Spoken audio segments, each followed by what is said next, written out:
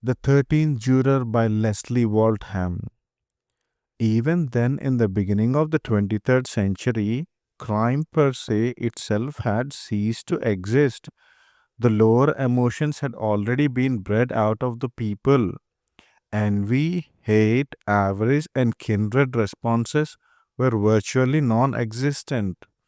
Every citizen had a crude type of emotiograph attached to his person, which was examined periodically by the eye. If any deviation from the norm was observed, the accused was called up for questioning. In the absence of actual crime, any emotion which might have precipitated crime was considered unlawful, and men were tried for too much anger or too little pity. The only purpose of a trial was to ascertain whether sufficient provocation could be established to warrant a given reaction. If the cause or the incident justified the emotional response, the defendant was exculpated. Trial procedure was extremely simple. The use of the witness was obsolete. Above the defendant's box was a concentric screen upon which his thoughts could be projected. The questioner would channel the thoughts of the accused into whatever date periods were pertinent, and in that way the defendant reviewed his own case. It is into this category that the celebrated and very controversial John Hastings case falls. You all remember that, of course, as the cause celebre of the year 2375 AD. One night they watched a column of flame lift a silver speck into the sky, and one night, much later, they heard a voice call into space saying, "Come back, John Hastings, come back. Our inspection has shown serious deviations in your emotiograph. You will turn your rocket and rechart for Earth, John Hastings, for trial, John Hastings." And they came to the trial out of the ripe wet hills, down from the blistering dome over the city, up through the shafts of the gritty substructure. They came and stood in lines, wiping the august sweat from their eyes, littering the levels with orange peels as they ate. Women with babies strapped to their soldiers, and suppers left unradiated on the cooker. Men with lead shielded faces and tools laid aside in the middle of a movement. But they came and stood and jostled one another, milling and gossiping. Gonna be some trial. Might even resort to electrocution. Nah, that's dark time methods. Oh yeah? Oh yeah, oh yeah, oh yeah. But they felt good, the people, for it wasn't their trial. The words would come easy and undammed, for it was John Hastings who was on trial. They could look at him all they wanted to and talk. And then suddenly they could look at me too, because I was called as the 13th juror on the John Hastings trial. I walked into it after a night that held no sleep and looked at it, the yawning amphitheater where humanity poured, and saw it, the 13 chairs raised high in the center, and heard it, the crowd's susurrus gentling under insistent reminders from a bodiless questioner. I glanced at the faces in the other 12 boxes, recognizing some of them. Angus Watler, the psychosurgeon, William Baggs, head of Intergalactic, a bleak, wintry man who doodled constantly, dollar signs probably, Fred Kitson of the Horny Palms, chief mechanic on the Darkness, All men who, because they had once reached out and touched hands with John Hastings, were now called to judge him. Several of them nodded to me as I took my place. They brought him in. I remembered the first time I had ever seen him in the classroom. Eager and tall, tall and eager. Lord, what changed him? Something had taken the straightness from his shoulders, the sureness from his stride. There were furrows on his face where the tears had already been. He stood silently in the box where they had put him, a box just big enough for his bulky body and maybe a little of the misery he carried with him. A voice spoke.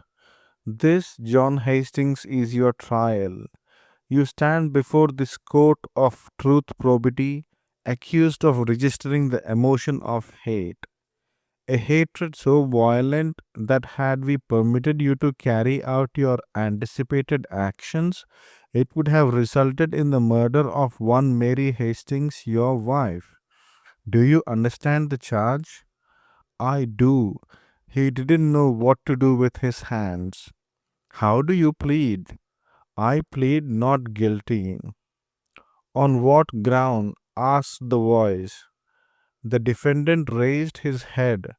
On the ground that I had good and sufficient reason to justify my emotion. The reactographs on your wife, Mary Hastings, have been thoroughly examined, and it has been determined that she performed no act which in any way deviated from the norm. Had any disturbances taken place within Mary Hastings during the week of last March 9th to 16th, it would have been shown up plainly in a flux on the charts. Your contention is impossible. The man in the box bit his lip. Nevertheless, I contend it. My wife gave me sufficient reason. She was unfaithful to me. Only silence for a full minute. It is impossible, but true, Hastings shouted. The multitude leaned forward, a misted inquiry rustling its skirts. Very well, the voice almost sighed. Will you submit Captain Hastings to the use of the concentric screen? We wish to know more of the circumstances surrounding several pertinent dates. His face was the color of picked bones. Yes, I will submit. Two men advanced carrying a mesh complexity between them. Placing it over the defendant's head, they allowed it to fall to his shoulders. Are you ready, John Hastings? Yes, it seemed he was already gone from the place. Then concentrate. Remember, permit your mind to have freedom. The voice washed over him in waves. It is a day in December the 14th. Take my words and let them carry you. The screen above the defendant's head began to cloud and draw in. It is cold outside, the snow is falling. There is a warm room, a fire is burning. The mists opalesced and formed a nucleus. There is a pool of light on the desk, unexpected flowers in a bowl, the odor of duck roasted brown. Something was struggling for existence in the room. There is a brown haired woman, and the image was born. She bent over a card, candlelight, best service for two, white wine, celebration atmosphere. She wrote and put it into the dining table selector. Somewhere an orchestra started playing Debussy. John, she called, almost ready. A card shot back at her from the mirror as she passed. Your nose is shiny, it read. She powdered quickly, taming wisps of hair as an afterthought. Any further comments? She wanted to know and held out her hand. A second card appeared. I can't whistle. Her laughter brimmed over, laced in delight. John, dinner's ready. She called into three rooms, empty rooms. Crossing to the terrace, she opened a door on the night. Snowflakes rode in on an icy draft. Well, John, what are you doing there? I can't even see you. That seems to be one of your habits recently. She drew him inside and leaned against the door, closing. Is it going to be like that tonight? Maybe. His face was steeped in cold. Please, not the day before you go. The white crystals on his hair melted into drops, and a sudden warmth strained all harshness from his voice. No, you're right, Mary. Not the day before I go. Pushing him toward the fire, Mary took his cloak. Didn't you notice? What? The table, silly. It's happy homecoming tonight. Leave taking, you mean? No, homecoming. It's not December, it's August. You have just opened the front door and said, Mary, I'm home. And all the time in between hasn't been. It never will be. He smiled for the first time. Now that's better. The woman handed John Hastings a goblet plump with yellow liquid. To August, dear, she said and raised her glass. To the moment your foot touches earth again, and to the wine, warm and golden like our life together. Let's eat, he said. Let's not ask questions. He faltered in a lack of direction. Wait a minute. For what? For the questions you can't ask. The gaiety was gone. It was real now. I think it's time we swept out the corners. John nodded, his face slack. You have been strange lately. Oh, that, he shrugged. Let's say it's the getting ready, the heart plunge just before you jump into space. No, it was definite. It's more than that. You have been a rocket man all your life. You don't get nervous anymore. His fingers twisted the glass. Something else twisted his voice. There are things in it that might make a man nervous, Mary. Black winds, burning worlds, holes in space waiting for him. You think it might be that, Mary? No, but this is Alpha Centauri. This is faster than light, he bored. This is when baby god Hastings tests his brainchild, when the electron light scope goes to bad. You think it might be that, Mary? Don't make nasty fun. Her husband regarded her a long, serious moment. No, you're right again. Leaning into her, he spoke softly. Did you know, Mary, that it isn't the big things that make a man nervous anymore? Only the little things. Say it, she insisted. Get it out, you'll feel better. He hasn't moved, just the very little things, a supper unradiated, an empty wrap hanger, an unfilled chair, emptiness where there should be something. Where has there been emptiness? Mary was surprised. Between us. Oh, darling, that just isn't so, isn't it? He took her hands, cards on the table, Mary, right? Right. You have been going to meetings for the last month. It's my turn on the committee. You have been out late quite a bit. I can't leave till they check me out. There have been other people there. She pulled her hands away and escaped to the other side of the room. Lots of them. But there was one face in particular. Oh, there was a finality in it. Who told you? Does that matter? His hand waved it aside. Why didn't you tell me Charles Lathrop was on the committee with you? Because I knew how you'd feel. Instantly, she was at his side. Oh, darling, don't you suppose I know what you think? You have never accepted the fact that when I married you, my feeling for him was over and done. Is that true? Yes, yes, yes. Can't you understand? What I felt for him 4 or 5 years ago was that young thing everyone goes through. Young things grow, great oaks.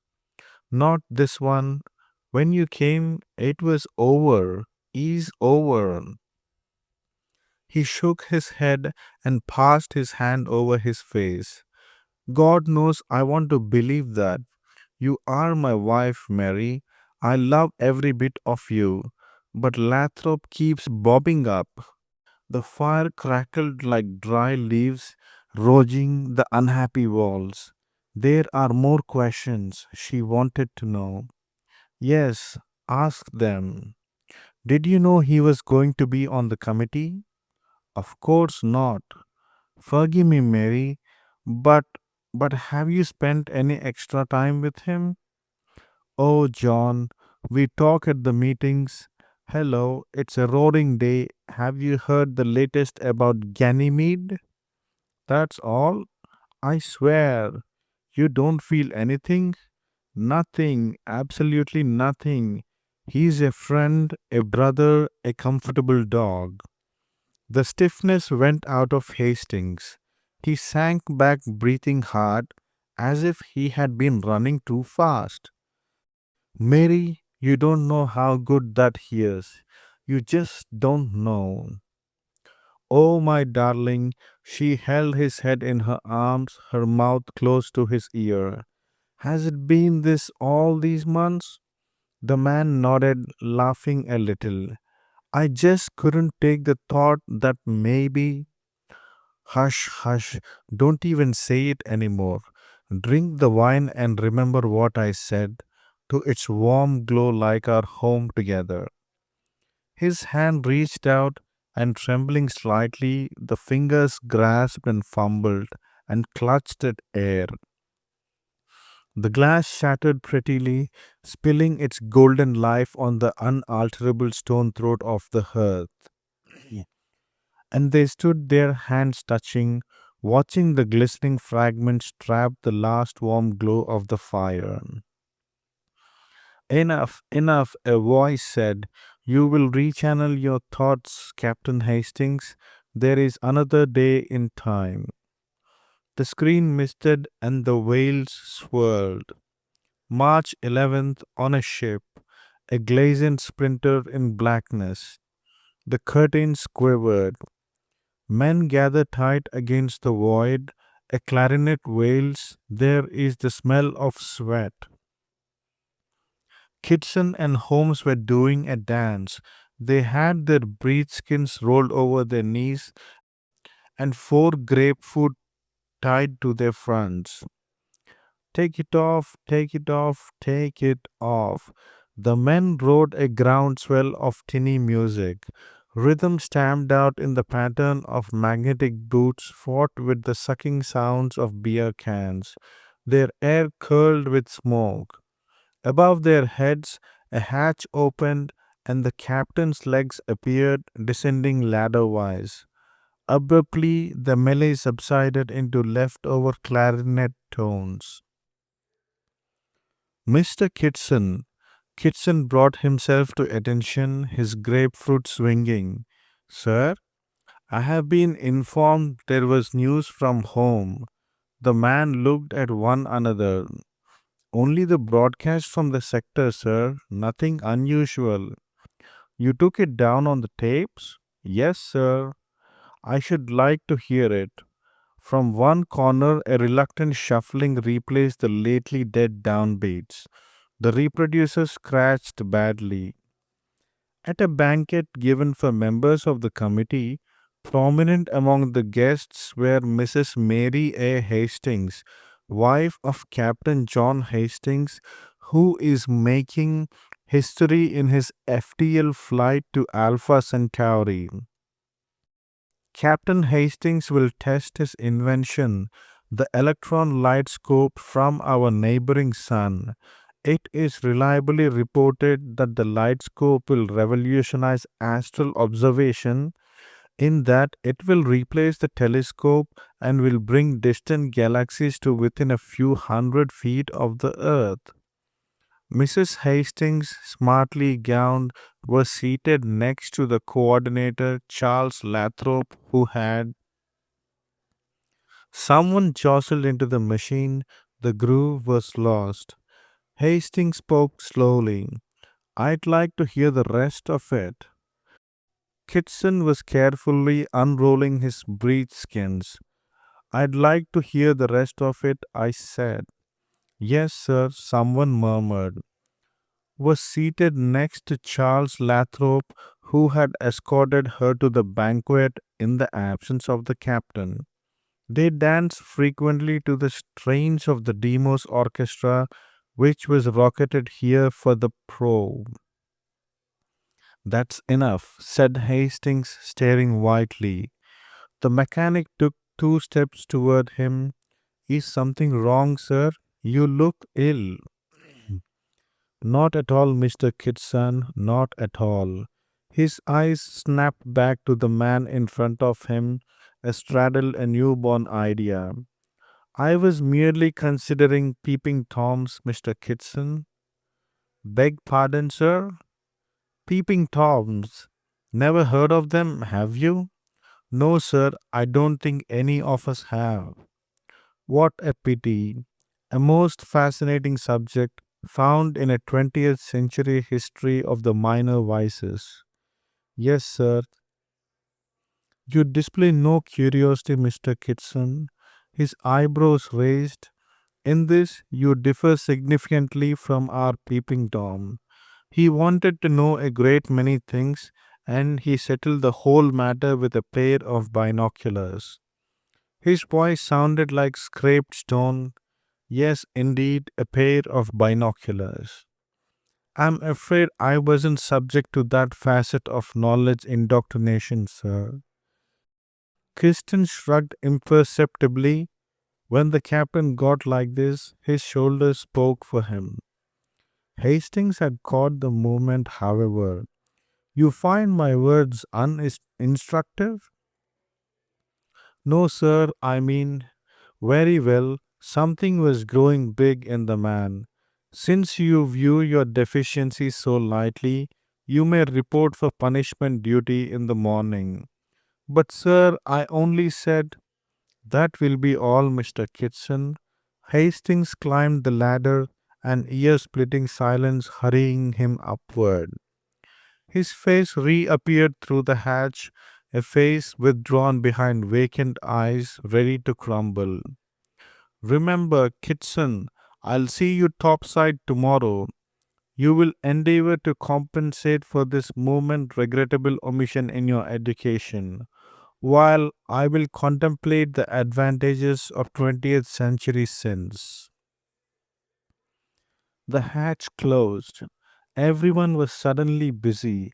Holmes picked up empty beer containers and threw them into the deatomizer. A big sandy man laced and unlaced the binding pad on his bunk. Kitson sat down and stared vacantly. After 3 or 4 minutes, he said something. The sono wagon, he said. The poor, poor sono wagon. Impersonal words broke into the dream. We have seen. It is sufficient. The screen flickered and grew dim. Can you stand further probing, Captain? May we proceed? Yes, there is yet one more time. March 15th. I remember. Then relax, drift. There are 2 men. They have above a yellow sun, space, sleep at their feet. An image formed and wavered and formed again. Their words are whispered, they speak softly in the presence of immensity.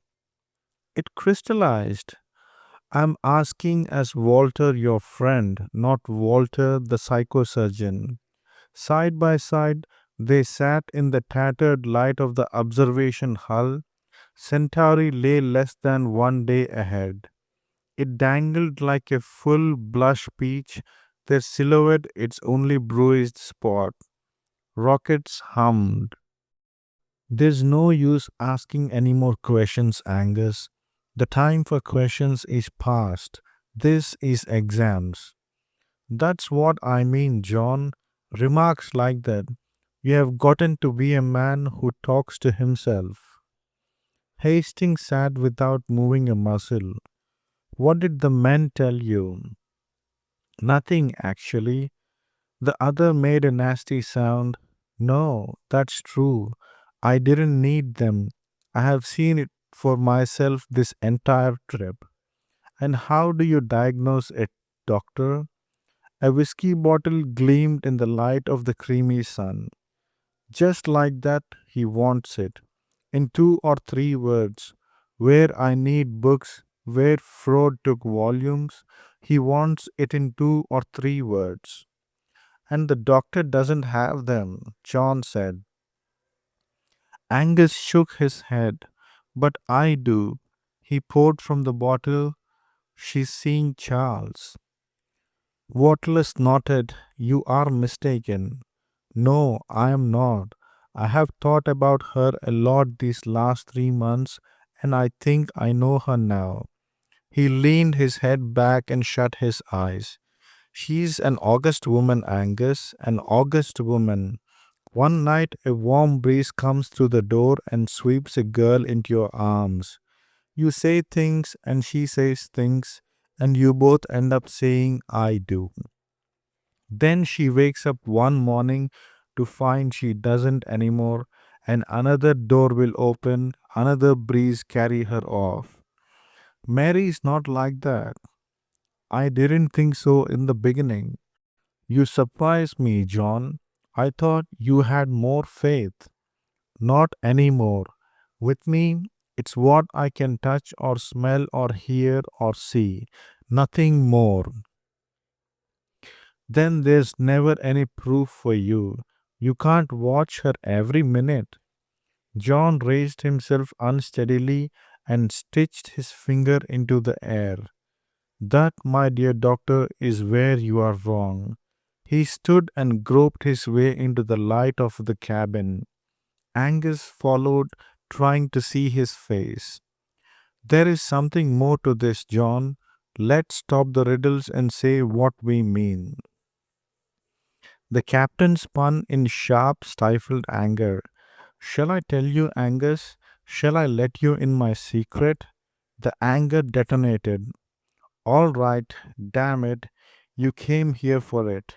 I'll give it to you. You know my light scope? Well, it works. It works fine. What has this? Do you know what Johnny Boy has been doing with the blasted thing? He cried.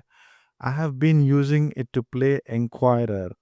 I have been using it to spy on my wife. The doctor's jaw dropped. You have what? That's right. Night after night, I have come back here. I have set up the goddamned thing and I have scanned. This is incredible. 3 nights ago, I found New York. 2 nights ago, I coordinated to the Hudson River. Last night, I got as far as the third level. Tonight, his arm swept a circle East Lynne. Wattler's hand smashed down. It's got to stop. There is no reason for this. I won't permit it. What can you do? It's my light scope, my ship. My orders supersede yours. Wattler closed the space between them. His fists knobbed wide.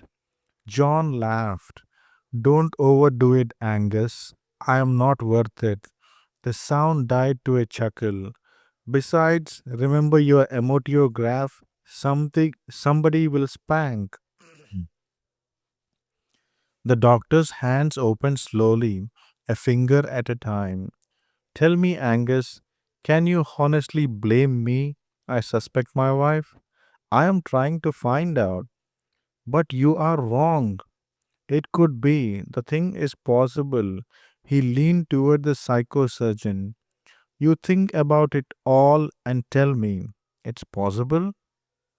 What Watler looked defeated. Yes, and that's that.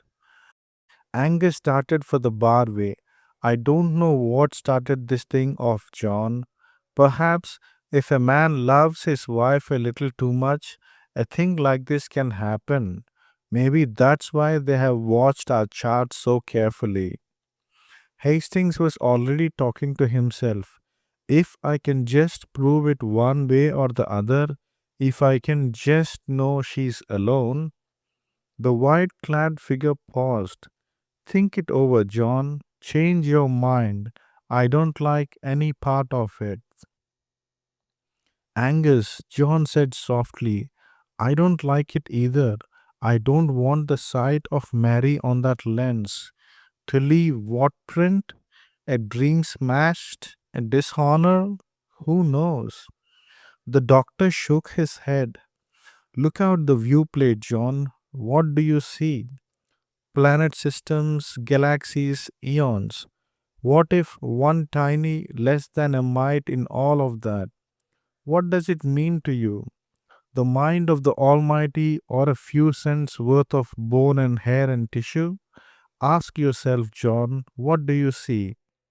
He closed the barway behind him. John followed and threw the pressure lock.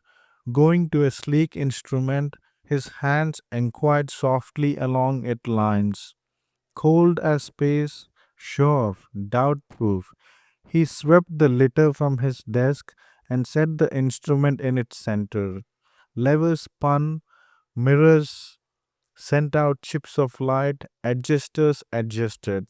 Then, pausing, he moved to the viewplate and stood looking out a long time. His hands mangled themselves constantly behind his desk. A star twinkled, one star in particular, as if through the prism of a cold tear.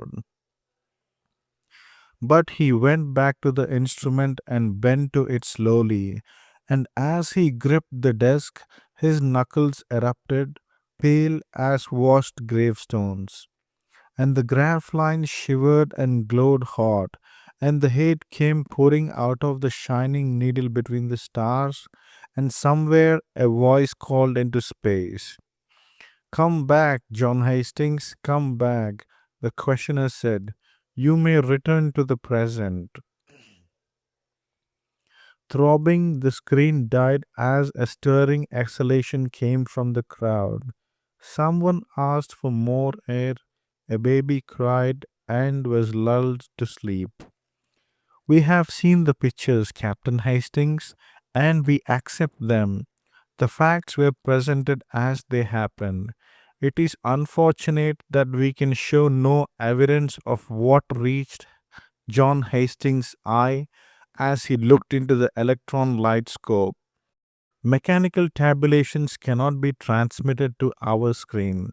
Since its envisioning powers are limited to the sensory memory patterns of the brain, we must therefore go to the defendant himself for further evidence.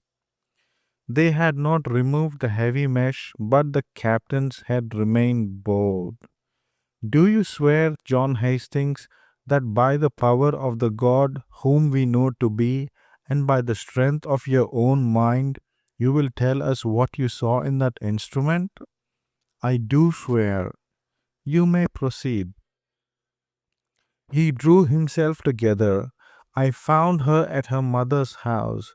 Even though it's vacant now, she liked to go back there occasionally when I was away. The 12 other jurors were leaning forward in their boxes.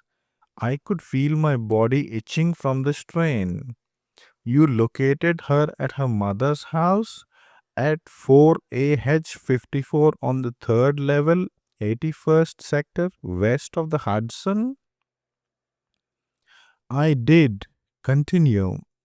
She was sitting on the lawn in front of the house talking to a man. His back was toward me. You could not see his face? Not then. Go on. They talked for a while. Then he moved to her on the grass.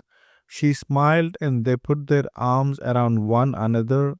He kissed her. What happened then? He lifted her to her feet, and I saw it was Charles Lathrop.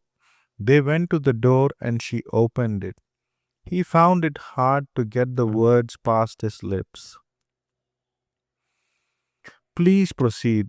When she got inside, she turned around and smiled. It looked as if she was laughing at me. Then she reached out and touched his arm. She, please speak louder. She what? She took him inside and shut the door. Heaped silence greeted the words. Men turned quietly and gazed at their wives, their eyes asking a question for the bewildered, the undecided. John Hastings, we have checked thoroughly. Your wife did spend the night of the 15th in the vacant house of which you speak. She spent the night, however, alone. Her graph showed no disturbances, no emotional acceleration. You are perpetrating an untruth. I am not. I saw it. I saw it as plainly as I can see the box in which I am standing now. You could not have seen it. Before my God, I did. I saw every detail. The yellow pannier she wore, the blue hydrangea bush on the lawn, that broken aneroid beside the door, every detail. His voice crescendoed. It is impossible. He raised his fists in the air. Say it's impossible if you like. Repeat it 1,000 times, but I saw her do it just the same. I saw it. Something inside me had pulled tight. Thoughts of the classroom flooded into my mind. Long forgotten formulae, theories somewhere. The voice droned on, charging the jurors. Having reviewed the evidence, I kept groping toward a page in a book. Somewhere there was a piece that would fit in. The majority ballot rules. It was going too fast for me. They were calling for the vote. Juror number one, please stand and tell the court how do you find. With great deliberation, he turned his back on the defendant at the box. Juror number one designates guilt. Juror number two, how do you find? Watler was second. He stood and gazed at John Hastings for a long moment.